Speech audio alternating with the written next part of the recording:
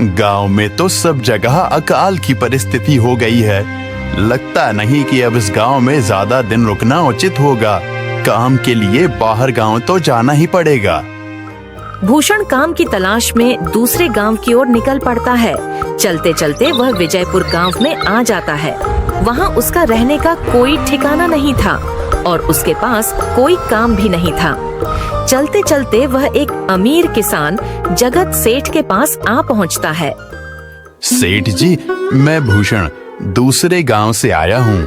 हमारे गांव में अकाल की परिस्थिति हो गई है। लोगों के खेत सूखे पड़े हैं। गांव में बूंद बूंद पानी के लिए लोग तरस रहे हैं। अगर मुझे आपके पास कुछ काम मिल जाएगा तो बहुत कृपा होगी बड़े भाई। अरे रे, लगता है तुम्हारी हालत बहुत खस्ता हो गई है। ठीक है, वैसे मेरे पास एक काम तो है, पर लगता नहीं कि तुम वो कर पाओगे। सेठ जी, आप चिंता ना करें। मुझे आप कोई भी काम दे सकते हैं। मैं वो काम पूरी मेहनत और ईमानदारी से करूंगा। अच्छा ठीक है भूषण, तो कान खोल कर सुन लो। मेरे पास 50 गायें और 50 भैंसें हैं। तुम्हें हर रोज उन जानवरों का गोबर निकालना होगा और रोज सुबह शाम उन्हें चारा पानी देना होगा। महीने के आखिर में तुम्हें इस काम के लिए 200 रुपए मिलेंगे। और हाँ, 2 वक्त का खाना भी हमारी तरफ से मुफ्त दिया जाएगा। बोलो, क्या तुम ये काम कर पाओगे? अरे बाप रे, 50 गाय और भैंसों को संभालना आसान काम नहीं है। पर अब मैं कुछ कर भी तो नहीं सकता, और ऊपर से सेठ जी 2 वक्त का खाना भी दे रहे हैं। ठीक है सेठ जी, मैं ये काम कर लूंगा, पर एक विनती है। हाँ बोलो भूषण, क्या बात है? सेठ जी, अगर आपको समस्या ना हो तो क्या मैं आपके गायों के साथ गौशाला में रह सकता हूँ? सेठ जी, मैं इस गांव में नया हूँ। मेरा रहने का कोई ठिकाना नहीं है। जग्गा सेठ थोड़ी देर तक सोचता है और भूषण को ऊपर से नीचे तक देखने के बाद उससे कहता है, ठीक है भूषण, तुम गौशाला में रह सकते हो। जी धन्यवाद सेठ जी। तब से भूषण गौशाला में रहकर अपना काम करने लगता है। वह रोज जल्दी उठकर गाय और भैंसों का गोबर निकालता, उन्हें चारा डालता और समय पर पानी भी पिलाता था। हर रोज भूषण अपना काम ईमानदारी और पूरी मेहनत से करता था। जगत सेठ को भी भूषण का काम बहुत पसंद आने लगा, क्योंकि वह अपना काम सफाई से करता था। एक दिन जगत सेठ भूषण को बुलाकर उससे बोलता है, भूषण, मुझे तुम्हारा काम बहुत पसंद आया है। तुम गाय और भैंसों का अच्छा ख्याल रख रहे हो, इसलिए दूध की गुणवत्ता भी बढ़ गई है और गायें पहले से ज्यादा दूध भी दे रही हैं। इसलिए मैं आज से तुम्हारी तनख्वाह बढ़ाकर पूरे 400 रुपए कर रहा हूँ। आपका बहुत बहुत धन्यवाद सेठ जी। कुछ दिन ऐसे ही बीतने लगते हैं। भूषण जगत सेठ के पास बहुत मेहनत और ईमानदारी से काम करता है। धीरे धीरे भूषण के पास अच्छा खासा रुपया जमा हो जाता है, जिससे वह अपने लिए छोटा सा रहने लायक एक कुटिया बनवा लेता है। उस गौशाला में सोकर तो नाक से गोबर की गंध अभी भी नहीं जा रही। अब आखिरकार मुझे अपने घर में चैन से सोने को तो मिलेगा। तब से भूषण जगत सेठ के पास गौशाला में काम करने आता और 2 वक्त का खाना खाकर अपने घर सोने के लिए चला जाता था। कई साल ऐसे ही बीत जाते हैं। भूषण की मेहनत के कारण उसके पास अच्छा खासा रुपया जमा हो जाता है। एक दिन भूषण जगत सेठ से बोलता है, सेठ जी, आजकल गांव में चोरी की समस्या बहुत बढ़ गई है और मेरे पास कुछ रुपए भी जमा हैं जो मैंने अपने घर में रखे हुए हैं, पर मुझे उन पैसों की चोरी की चिंता हो रही है। आपको तो पता है कि मैं दिन भर आपके पास ही काम करता हूँ और सिर्फ रात में ही घर सोने जाता हूँ, इसलिए मुझे रोज उन पैसों की चोरी की चिंता सताती है। हाँ भूषण, तुम बात तो बिल्कुल सही कह रहे हो। आए दिन गांव में नए नए चोरी के किस्से सामने आ रहे हैं और दिन भर तो तुम्हारा घर खाली ही रहता है, तो चोरी होने की संभावना तो जरूर है। जगत सेठ थोड़ी देर सोचता है और फिर भूषण से कहता है, देखो भूषण, ऐसे समय में तो गांव में एक ही जगह है जहां पर तुम्हारा धन सुरक्षित रह सकता है, और वो है जमींदार का घर। क्या जमींदार का घर? हाँ भूषण, इस गांव के जमींदार बहुत ईमानदार और दयालु हैं। ऐसा मैंने कुछ लोगों से सुना है और उनके घर पर बहुत सारे पहरेदार भी हैं, तो चोरी होने की संभावना बहुत कम है। तुम अपने पैसे उनके पास रख सकते हो। अच्छा, ऐसा है क्या सेठ जी? ठीक है, फिर आज ही मैं जमींदार जी से मिलकर बात करता हूँ और उन्हें अपनी समस्या बताता हूँ। उस दिन भूषण जमींदार जी के घर उनसे बात करने जाता है। ए टूडको, कहाँ अंदर आए जा रहे हो? वहीं रुक जाओ। जी, मुझे जमींदार जी से मिलना है। मुझे उनसे कुछ काम है। क्या काम है तुमको उनसे? मुझे जरा बताओ। जी, मुझे कुछ पैसे रखवाने थे उनके पास, यही काम के लिए आया था मैं। अच्छा ठीक है, तुम अंदर जा सकते हो। नमस्ते जमींदार जी, मैं भूषण जगत सेठ के यहाँ काम करता हूँ। कुछ साल पहले ही मैं दूसरे गांव से यहाँ आया हूँ। अच्छा भूषण, बोलो तुम्हारा क्या काम है मेरे पास? जमींदार जी, मैं सालों से जगत सेठ के पास काम कर रहा हूँ और मैंने कुछ रुपए भी जमा कर लिए हैं। पर बात यह है कि गांव में चोरी की समस्या बहुत बढ़ गई है, तो मुझे अपने रुपए घर में रखने से डर लग रहा है। अच्छा, कितने रुपए जमा किए हैं तुमने? जमींदार जी, यही कोई 5 से 6 हजार रुपए होंगे मेरे पास। वाह, ये तो बड़ी रकम है। मैंने आपकी ईमानदारी के बारे में लोगों से बहुत सुना है, इसलिए मैं अपनी रकम आपके पास कुछ वक्त के लिए रखने आया हूँ। हाँ भूषण, तुमने बिल्कुल सही सुना है। तुम्हारी रकम मेरे पास पूरी तरह से सुरक्षित रहेगी। तुम अब चिंता ही छोड़ दो, मैं सब देख लूंगा। भूषण अपने पैसों की थैली जमींदार को दे देता है। ये पूरे 5,800 रुपए हैं, आप गिनकर देख लीजिए। गिनने की क्या जरूरत है? तुम तो जगत सेठ के आदमी हो, मुझे तुम पर पूरा विश्वास है।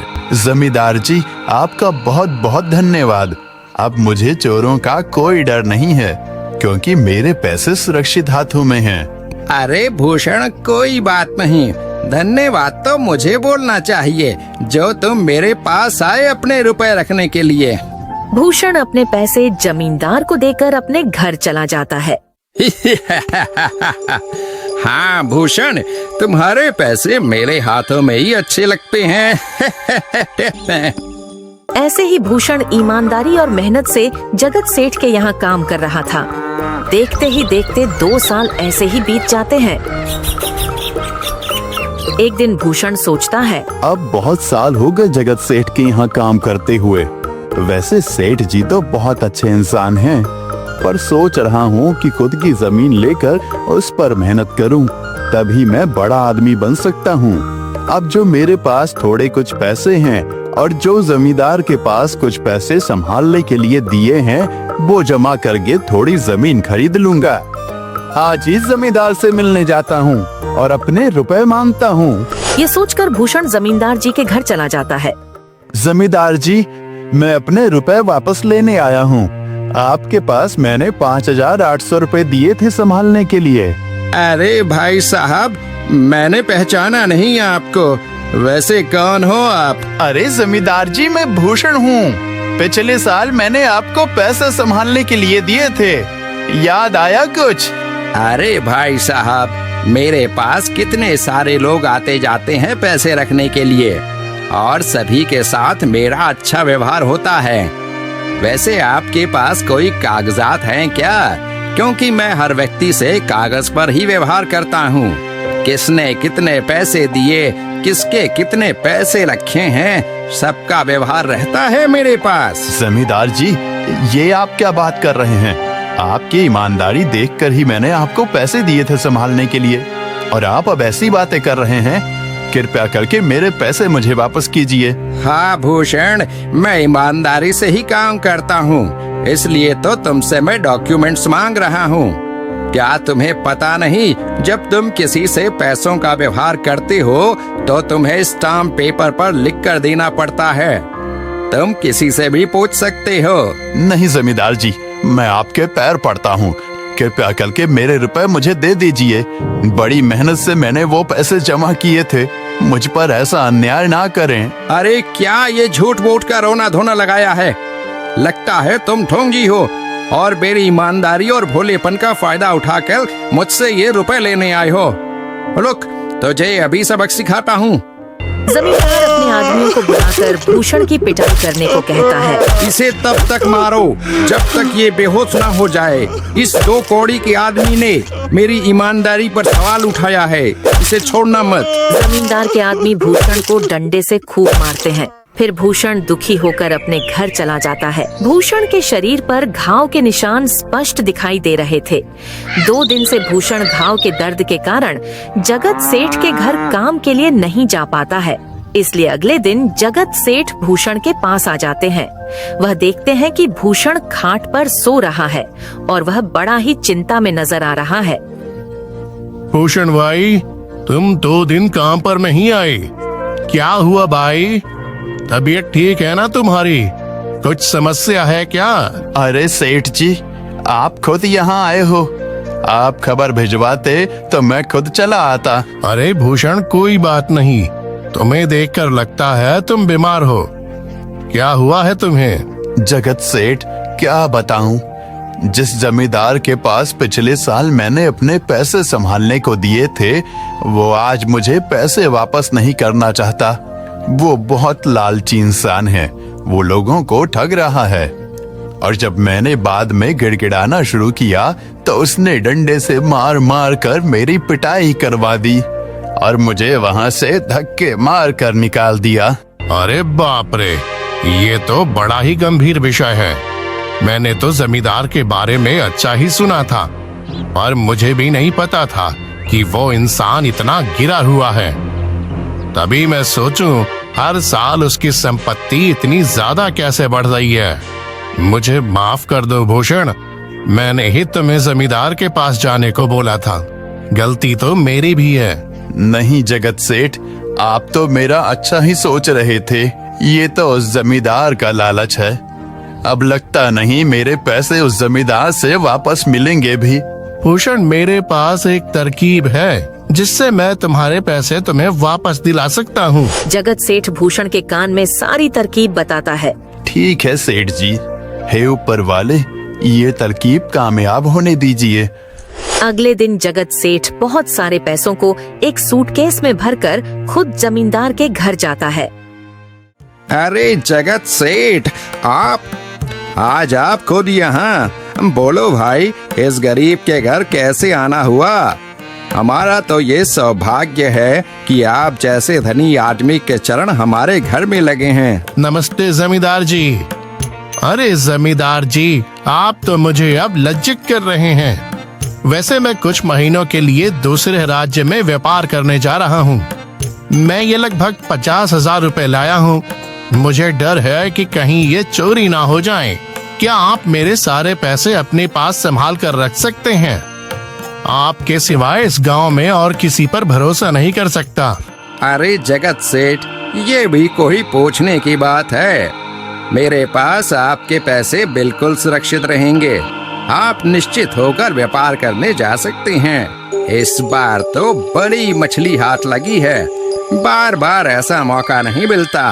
भारी माल हाथ में लगने वाला है। तभी वहाँ पर भूषण आ जाता है। अरे भूषण, तुम? अच्छा हुआ तुम आ गए। मैं तुम्हारे पास ही आने वाला था। मुझे माफ करना, उस दिन तुम्हें पहचान नहीं पाया। इतने सारे लोग मेरे पास आते हैं तो जरा परेशानी होती है, पर मैं अपनी बातों का बड़ा पक्का हूँ। हाँ रुको, मैं तुम्हारे सारे पैसे अभी देता हूँ। जमींदार भूषण के सारे पैसे उसे लौटा देता है। माफ करना भूषण, मेरे आदमियों ने तुम्हारे साथ उस दिन बदतमीजी की। मैं आज ही उनको काम से निकालता हूँ। भूषण बिना कुछ बोले वहाँ से चला जाता है। अरे क्या बात है जमींदार जी, आप तो अपने बातों के बहुत पक्के हैं। तो ठीक है, मैं अपने सारे पैसे आपके पास रख सकता हूँ। जगत सेठ इतना बोल ही रहा था कि तभी वहाँ जगत सेठ का नौकर आ जाता है। मालिक, अब आपको बाहर के राज्य में जाने की कोई जरूरत नहीं है। अभी अभी व्यापारियों का संदेश आया है और उसने कहा कि वो खुद हमारे गांव आ रहे हैं। अरे ये तो बहुत बढ़िया बात हुई। अब मुझे इतनी दूर नहीं जाना पड़ेगा। सुन रहे हो जमींदार जी, व्यापारी यहाँ आ रहे हैं। अब मुझे नहीं लगता कि ये पैसे आपके पास रखने का कोई मतलब होगा। चलो, आपका बहुत बहुत धन्यवाद। आपने इतनी ईमानदारी दिखाई मुझे। हाँ, पर अगली बार जरूर आपके पास ही आऊंगा। ऐसा बोलकर जगत सेठ और उसका नौकर वहाँ से अपने पैसे लेकर चले जाते हैं। धत तेरी की, ये क्या हो गया? ये 50,000 तो चले गए और जो भूषण के 5,800 रुपए हड़प लिए थे वो भी चले गए। आपका बहुत बहुत धन्यवाद सेठ जी। अगर आज आप ना होते तो मेरी सारी जमा पूंजी वो जमींदार हड़प लेता। भूषण, कोई बात नहीं। जो व्यक्ति मेहनत और ईमानदारी से कमाता है, ऊपर वाले उसका कभी बुरा नहीं होने देते, और जो हराम की कमाई का खाता है उसका कभी अच्छा नहीं होने देते।